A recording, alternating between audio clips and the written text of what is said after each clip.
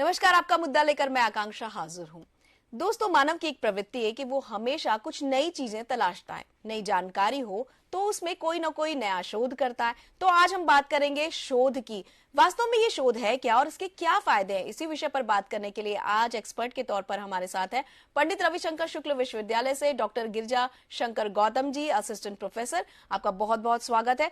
साथ ही हमारे साथ जुड़ रहे हैं मैट्स विश्वविद्यालय से principal school of education doctor Sanjeet Tiwari. आप दोनों का बहुत बहुत स्वागत। नमस्कार। सबसे पहला सवाल डॉक्टर संजीत आपसे आपसे हम जानना चाहेंगे सर कि सबसे पहले तो शोध क्या है और क्यों जरूरी है।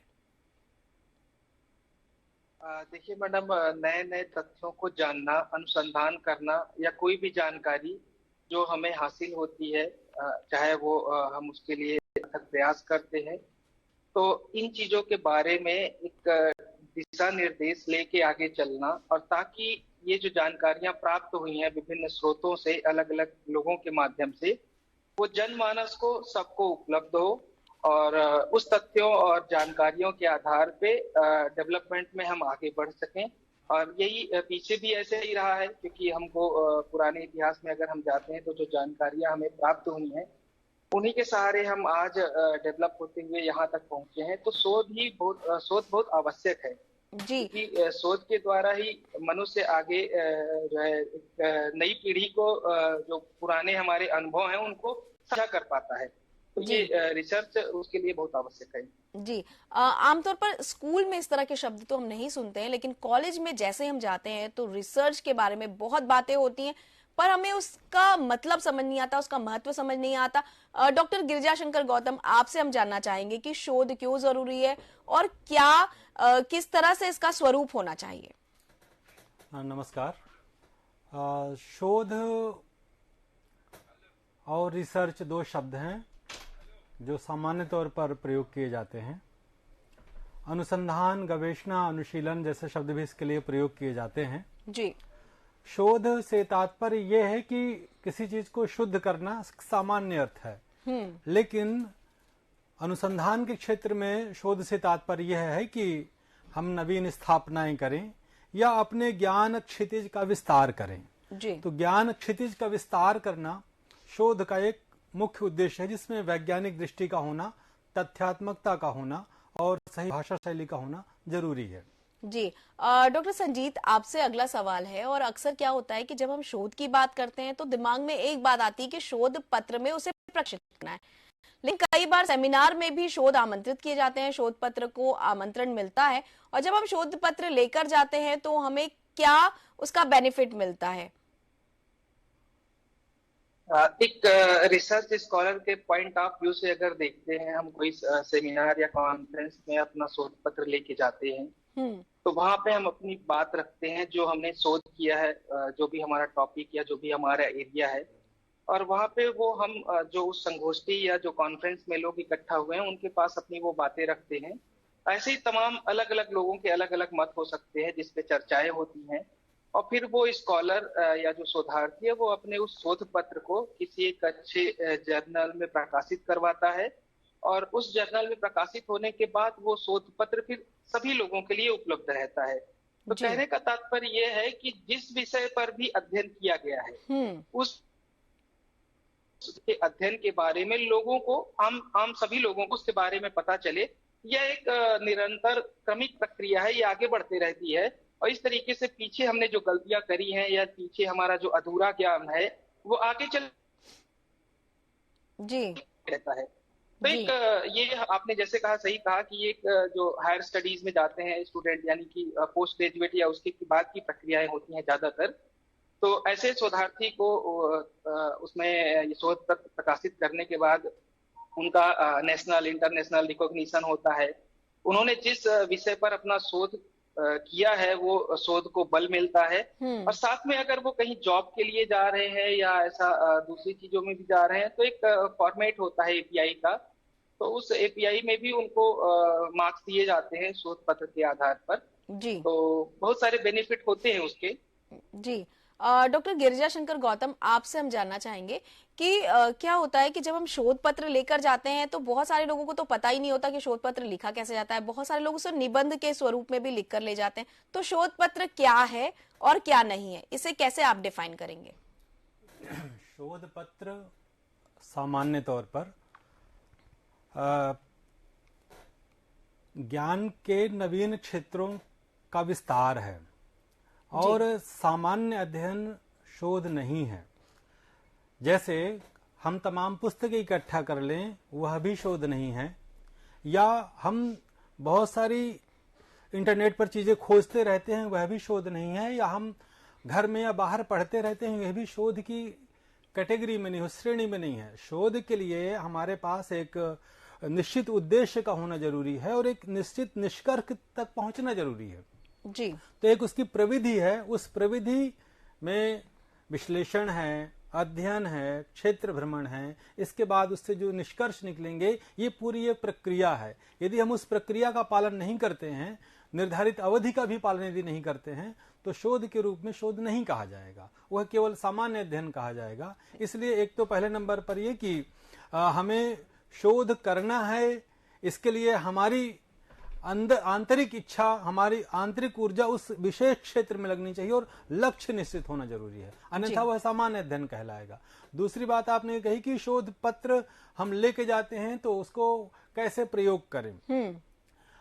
यदि आपने सही तरीके से कोई शोध किया है, यानी वैज्ञानिक दृष्टि रही है उसमें, और उसके माध्यम से कुछ निष्कर्ष आप सामने लाते हैं, तो वो समाज के लिए बहुत उपयोगी होते हैं। इसलिए शोध में नवोन्मेष होना बहुत जरूरी है और लगातार शोध का होना जरूरी है। लेकिन शोध सामान्य स्थिति नहीं है, सामान्य अध्ययन शोध नहीं है। हमारा जो पठन पाठन है आनंद के लिए या पढ़ाई के लिए या नौकरी के लिए, उसको हम शोध की कैटेगरी में नहीं रखते हैं। जी, बहुत अच्छी तरह से आपने इसे परिभाषित किया कि शोध का स्वरूप कैसा होता है। डॉक्टर संजीत, आपसे जानना चाहेंगे, जब हम शोध के प्रकाशन की बात करते हैं तो बहुत सारे छात्रों को तो ये पता ही नहीं होता कि उनका प्रकाशन किस जगह पर होना चाहिए। आजकल बहुत सारे पब्लिकेशन ऐसे हैं जो दावे करते हैं कि हम आपका शोध पत्र प्रकाशित करेंगे, जिसके लिए वो पे भी लेते हैं और उनका कुछ निर्धारित मूल्य होता है जो हमें प्रकाशन के लिए देना होता है। तो जब हमें प्रकाशन के लिए देना है तो हमें किस बात का ध्यान रखना चाहिए? सबसे पहले तो ये ध्यान रखना चाहिए कि हमारे यूजीसी ने यूजीसी केयर लिस्टेड जर्नल्स दिए हैं, उसमें एक लिस्टिंग करी है। उसमें नेशनल इंटरनेशनल बहुत सारे ऐसे रिसर्च जर्नल्स हैं जो यूजीसी ने एक लिस्ट बना के दी हुई है। तो हमको कोशिश करना चाहिए कि उन्हीं जर्नल्स में पब्लिकेशन करें, क्योंकि यूजीसी और इंडिया में उन्हीं जर्नल्स को आज के डेट पे रिकॉग्नाइज किया जा रहा है जी। उसके अलावा भी बहुत सारे ऐसे नेशनल और इंटरनेशनल रेपुटेड जर्नल्स हैं जो peer review, blind peer review journals हैं और जो काफी सालों से चल रहे हैं और जिनकी अपनी इम्पोर्टेंस भी है। तो उन जर्नल्स में आप दे सकते हैं, उसका बैकग्राउंड आप चेक कर लीजिए, वेबसाइट में सब रखा हुआ है, और उनके आर्काइव्स चेक कर लीजिए, उनके पुराने पेपर्स चेक कर लीजिए। प्रिंट और ऑनलाइन दोनों तरीके के जर्नल्स होते हैं। अच्छे जर्नल्स जो होते हैं उनकी फीस बहुत ही कम होती है, वो फीस के ऊपर नहीं जाते, वो क्वालिटी देखते हैं, रिसर्च किस क्वालिटी का है, पेपर किस क्वालिटी का है, और इसको पब्लिश करने से उनके जर्नल्स को क्या जो है वो मिलेगा, ऊंचाई मिलेगी, और इस पेपर को क्यों पब्लिश किया जाए। उनके पैरामीटर्स होते हैं, उनके टेम्पलेट्स होते हैं, उस आधार पे अगर कोई भी रिसर्च पेपर खरा उतरता है तो वो जरूर उसको पब्लिश करते हैं। जी। फीस जरूर लिया जाता है। कुछ ऐसे प्राइवेट जर्नल्स हैं, peer review, blind peer review journals भी हैं जो फीस लेते हैं, वो उनका अधिकार है, उनके दायरे का है, लेकिन मिनिमम फीस होनी चाहिए, मेरा ऐसा कहना है। ज्यादा से ज्यादा फीस दे के किसी भी रिसर्च जर्नल में पेपर पब्लिश करवा लेना बड़ी बात नहीं है, तो हमें उनसे बचना चाहिए। इंडिया में हमें यूजीसी केयर लिस्टेड जर्नल्स में जाना चाहिए जी। और स्कोपस है, एससीआई है, तमाम ऐसे जर्नल्स हैं जिनका इंटरनेशनल लेवल पे रिकॉग्निशन है। सबसे पहले शोधार्थी को ये देखना चाहिए कि उसका रिसर्च किस फील्ड, किस एरिया का है। अगर वो साइंस फील्ड का है तो उसको एससीआई जर्नल्स में जाना चाहिए या स्कोपस में जाना चाहिए। एजुकेशन या अदर दूसरे स्ट्रीम के पेपर हैं तो उनको यूजीसी केयर लिस्टेड में जाना चाहिए। इंजीनियरिंग मेडिकल के भी पेपर्स जो है यूजीसी केयर लिस्टेड में जाते हैं, एससीआई स्कोपस में जाते हैं। और आपको अगर इन सब में नहीं जाना है, आपको कहीं प्राइवेट जर्नल्स में पब्लिकेशन कराना है, तो उसमें भी तमाम सारे रेपुटेड जर्नल्स हैं जो इंडिया और अब्रॉड यानी इंटरनेशनल लेवल पे काम कर रहे हैं, आप उनमें छपवाइए। इंडिया में जो जिनका ऑफिस है या जो इंडिया में पब्लिश करते हैं वो इंडियन रुपीज में चार्जेस करेंगे, जो भी उनका नॉमिनल फीस होगी, और जो फॉरेन से जो है रेगुलेट होते हैं उनका डॉलर्स में रहेगा। तो इन सब के लिए छात्र या शोधार्थी को बहुत जो है सावधानी बरतनी चाहिए, क्योंकि इसमें आजकल फ्रॉड भी बहुत होता है। किसी दूसरे के नाम को यूज करके क्लोन जर्नल मार्केट में चल रहे हैं जो कि चीटिंग करते हैं, या इस तरीके के पेपर दूसरे जर्नल के नाम पे लेके और पब्लिश करते हैं। तो इसमें आपको काफी सतर्कता बरतनी चाहिए। जी डॉक्टर गौतम, आपकी तो किताब है रिसर्च पर, आपसे जानना चाहेंगे कि जब हमको रिसर्च पेपर रेडी करना है या उसे प्रेषित करना है, तो हमें प्रारंभिक तौर पर जो मार्गदर्शन है वो किससे लेना चाहिए? क्योंकि आमतौर पर शिक्षक कभी ये बताते नहीं कि रिसर्च पेपर का फॉर्मेट कैसा होगा। तो ऐसी कौन सी साइट है जहां पर हम जाकर ये सारी जानकारी ले सकते हैं, या ऐसी कौन सी किताब है जिससे हमें शोध का प्रारूप समझ में आए? बहुत बढ़िया सवाल आपने किया मैम। विश्वविद्यालय अनुदान आयोग और उनकी जो संस्था है consortium for academic research and ethics care, जी, दोनों ने ये भरसक प्रयास किया है कि इसमें शोधार्थियों को लाभ हो, जो फेलोशिप लेकर के काम करते हैं उनको इससे लाभ हो। तो उन्होंने जो भी ऐसी सिनॉप्सिस या रूपरेखाएं बनती हैं जिस भी विश्वविद्यालय से, केंद्रीय विश्वविद्यालय हो या राज्य विश्वविद्यालय हो या हमारे अन्य विश्वविद्यालय हो, सभी के लिए कि आप अपने यहाँ के जो भी शोधार्थी काम कर रहे हैं उनकी सिनॉप्सिस को आप शोध गंगोत्री में और उनकी थीसिस को आप शोध गंगा में डालिए। ऐसी थीसिस की संख्या और ऐसे सिनॉप्सिस की संख्या 10,000 से ऊपर पार कर गई है, और कोई भी विश्वविद्यालय यदि रिसर्च करवा रहा है तो अब उसको शोध गंगोत्री और शोध गंगा में सिनॉप्सिस को और थीसिस को डालना अनिवार्य है। जी, तो एक कि जो प्राइमरी स्तर पर अभी एमए किए हुए बच्चे हैं और शोध के क्षेत्र में आगे बढ़ना चाहते हैं, तो उनको शोध गंगा या शोध गंगोत्री या किसी भी विश्वविद्यालय की लाइब्रेरी में जो थीसिस है वो डिजिटलाइज्ड है, वहां पर वो उसको बहुत अच्छे तरीके से पढ़ सकते हैं। इसकी सुविधा तो वहां पर उपलब्ध है। दूसरी बात, मैं आदरणीय तिवारी जी की बात को जोड़ना चाहूंगा कि केयर लिस्टेड में सामान्य तौर पर यूजीसी ने ऐसे जर्नल्स को रखा है जो शासकीय स्तर पर प्रकाशित होते हैं। शासकीय स्तर पर प्रकाशित होते हैं तो यदि शोधार्थी ने उसमें अपना शोध पत्र भेज दिया जी, तो एक तो उनके पास पूरी का रिव्यू कमेटी होती है, पीयर रिव्यूड कमेटी होती है, जिसमें शोधार्थी का नाम नहीं दिखता है, केवल रिसर्च पेपर दिखता है। तो रिसर्च पेपर में गुणवत्ता बढ़ाने के लिए वो सलाह देते हैं, कुछ सुधार करने के लिए देते हैं, और यदि दोबारा से रिसर्चर उसमें सुधार करके उनके पास भेजते हैं तो उसको वो पब्लिश करते हैं। कुछ ऐसी भी संस्थाएं हैं जो शोध पत्र छपने पर उनका मानदेय भी देना चाहती हैं और मानदेय भी देती हैं। ऐसी सीएसटीटी के जैसे विज्ञान गरिमा सिंधु या ज्ञान गरिमा सिंधु या जो भी शासकीय स्तर पर ऐसे केयर लिस्टेड जर्नल्स हैं, पत्र पत्रिकाएं हैं, वह मानदेय भी देना चाहती हैं अगर उसमें उनका प्रकाशित होता है। इस तरीका बनाने के लिए सरकार भरसक प्रयास कर रही है कि ठगे ना जाएं शोधार्थी, लेकिन इसका जरूर ध्यान रखना चाह रही है। केयर लिस्टेड का उद्देश्य यही है कि शोध में गुणवत्ता हो और नई चीजें आए, पिष्ट पेषण ना हो। पिष्ट पेषण एक बहुत बड़ी समस्या है हमारे शोध के क्षेत्र में। जी, बहुत सारी जगहों पर हमने भी देखा है कि शोध पत्र को प्रस्तुत करने जब छात्र पहुंचते हैं तो बहुत सारी जगहों पे शोध होता किसी और का है, थोड़े बहुत शब्द हेर फेर करके उसे नवीन रूप दे दिया जाता है। कई बार तो अपने रिसर्च पेपर पे भी छात्र ऐसा करते हैं। डॉक्टर संजीत, आपसे जानना चाहेंगे कि जब सेमिनार वगैरह में रिप्रेजेंट किया जाता है शोध पत्र, तो उसकी जांच का जो क्राइटेरिया है वो क्या होना चाहिए? देखिए मैडम, इस चीटिंग को रोकने के लिए सॉफ्टवेयर है, उर्कुंड या प्लेजरिज्म चेक करने के बहुत सारे सॉफ्टवेयर हैं। हर संस्थाएं जहां पे सेमिनार हो रहा है उनका भी दायित्व बनता है कि जो भी रिसर्च पेपर आया है उसको प्लेजरिज्म चेक करें, प्लेजराइज्ड है कि नहीं।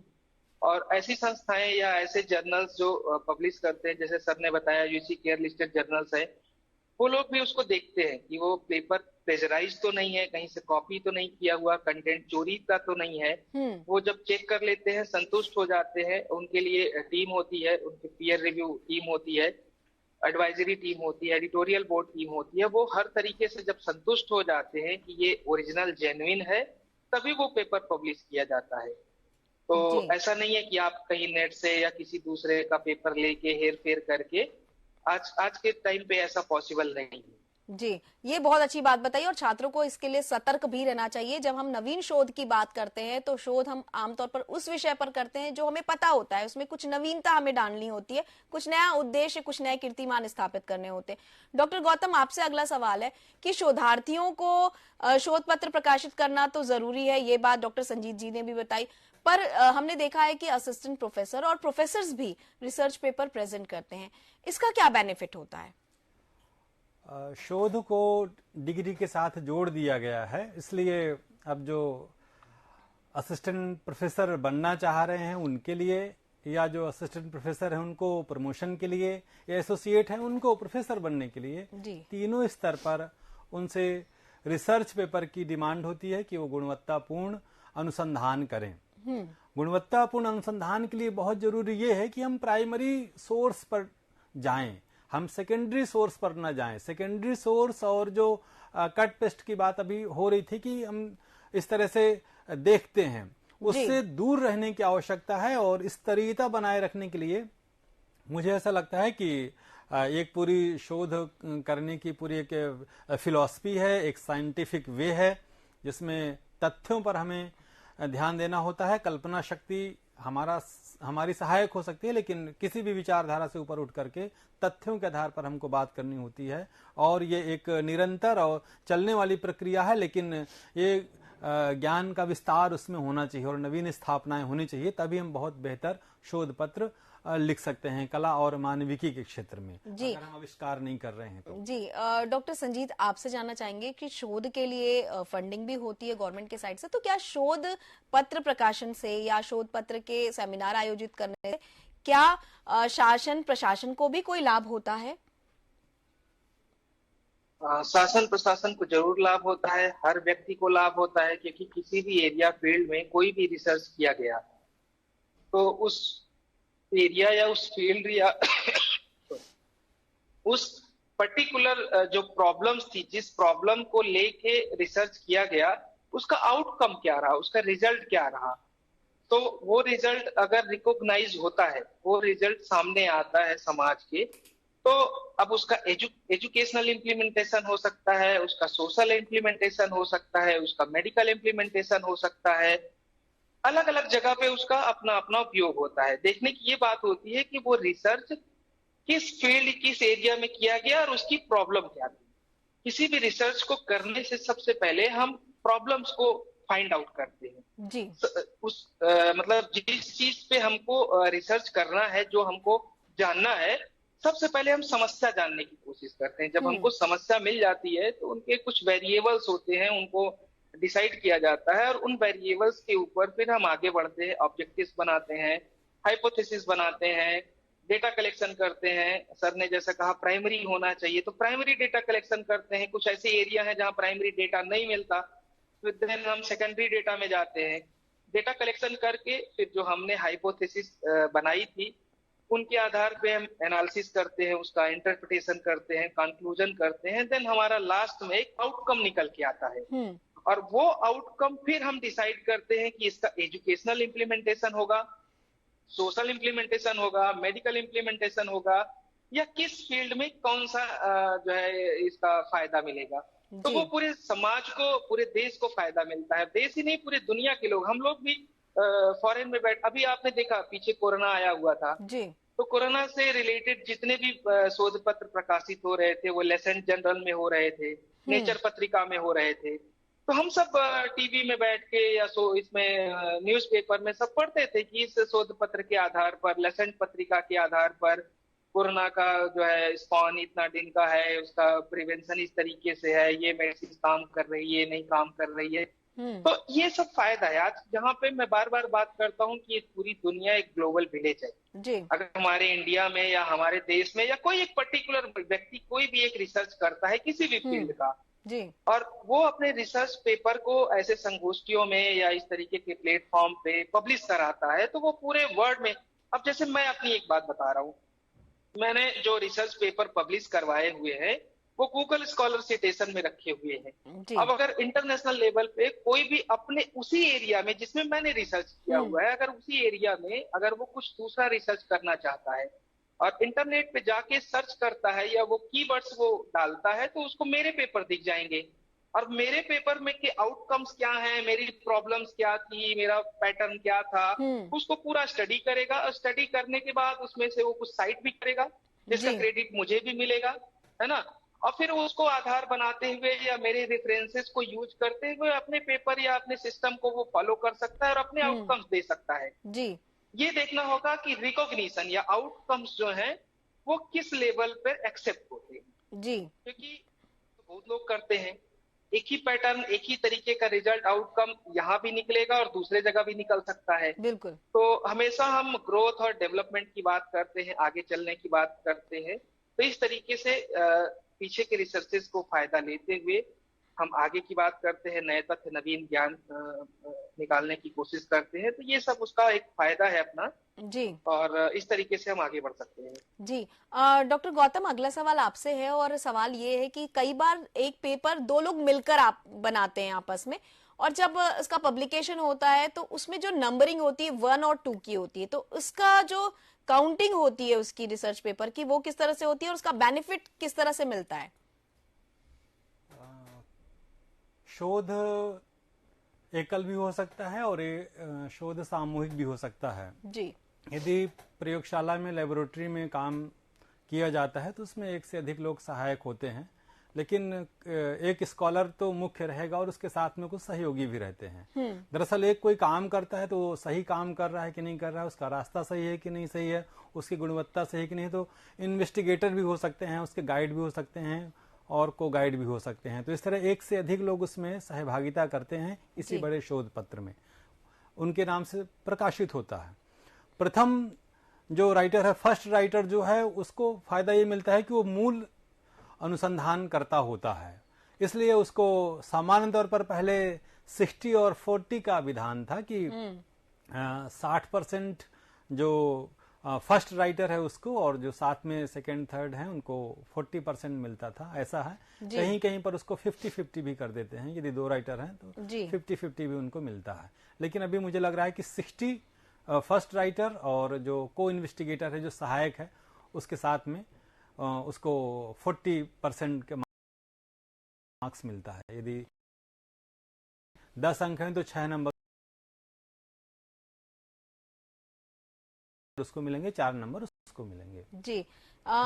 डॉक्टर साहब, संजीत जी, आपसे अगला सवाल है। कई बार गाइड भी अपने रिसर्च पेपर पर अपना नाम प्रकाशित करवाते हैं, ऐसे में उनका क्रमांक क्या होना चाहिए यदि 60-40 का रेशियो है?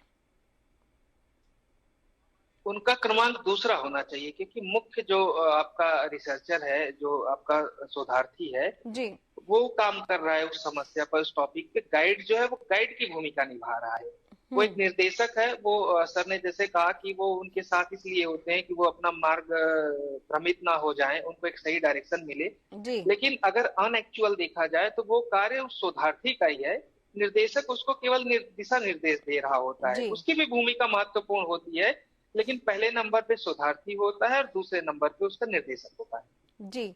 और सर, जब हम बात पब्लिकेशन की कर रहे हैं तो बहुत सारे जो सेमिनार्स होते हैं उसमें रिसर्च पेपर मंगवाए तो जाते हैं लेकिन उसका प्रकाशन नहीं होता। ऐसी स्थिति में जब प्रकाशन नहीं हुआ है तो क्या शोधार्थी स्वतंत्र है अपने उस रिसर्च पेपर को कहीं और पब्लिश कराने के लिए? बिल्कुल स्वतंत्र है। एक्चुअली होता यह है कि कोई भी संगोष्ठी रखी गई और संगोष्ठी के साथ ये क्लॉज ब्रोशर में दे दिया गया कि आपके पेपर पब्लिश कराए जाएंगे जी।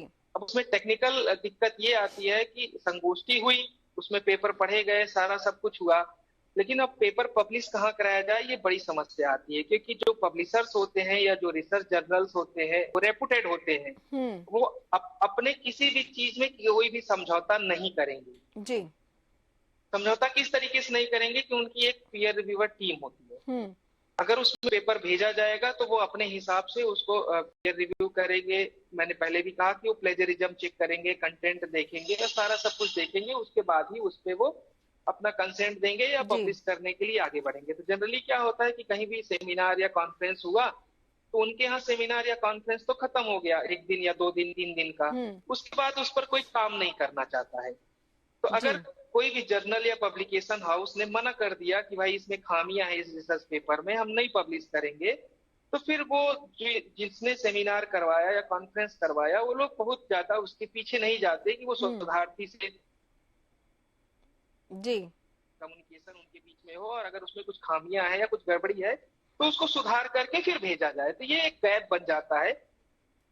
जी डॉक्टर, शोधार्थी ने सही तरीके से काम किया है और वो चाहता है कि उसका पेपर पब्लिश हो, तो एक एनओसी ले लेना चाहिए उनसे, जहां भी उन्होंने पेपर दिया था कि भाई आपने हमारे पेपर को यूज नहीं किया है, देन वो स्वतंत्र है कि वो कहीं भी जाके पब्लिश कर सकता है। जी, ये बहुत अच्छी बात आपने बताई कि एनओसी ले लें तो दुविधा की स्थिति नहीं रहती, ना ही पब्लिश कराने वाले के मन में और ना ही प्रस्तुत करने वाले के मन में। चलते चलते अंतिम सवाल डॉक्टर गौतम आपसे, आप हमारे शोधार्थियों को क्या संदेश देना चाहेंगे?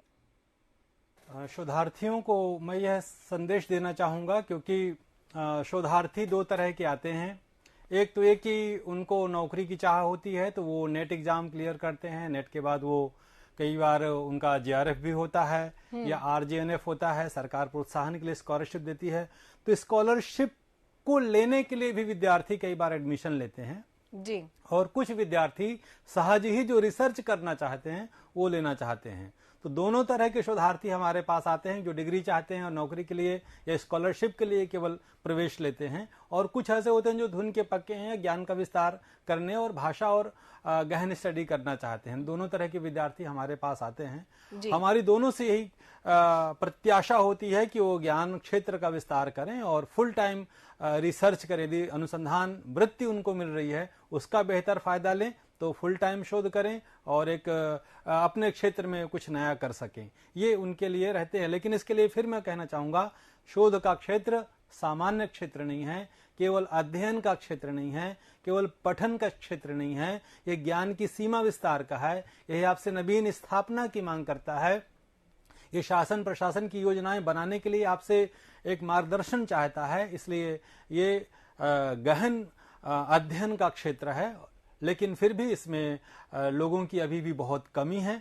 हम चाहते हैं कि इस क्षेत्र में लोग और ज्यादा आएं और नवीन अनुसंधान आ सकें, क्योंकि पुरानी स्थापनाओं को भी नया करना शोध का ही काम है और नए नए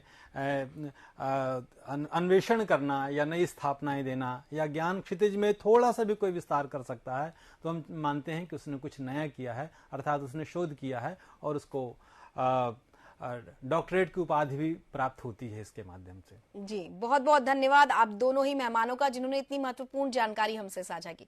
तो दोस्तों, हम आशा करते हैं कि यदि आप शोध के क्षेत्र में आगे बढ़ना चाहते हैं या नए कीर्तिमान स्थापित करना चाहते हैं, नवीन शोधों से लोगों को अवगत कराना चाहते हैं, तो आज का ये एपिसोड आपके लिए बहुत उपयोगी होगा। किसी और विषय के साथ होगी आपसे मुलाकात, तब तक कीजिए थोड़ी सी प्रतीक्षा, थोड़ा सा इंतजार। नमस्कार।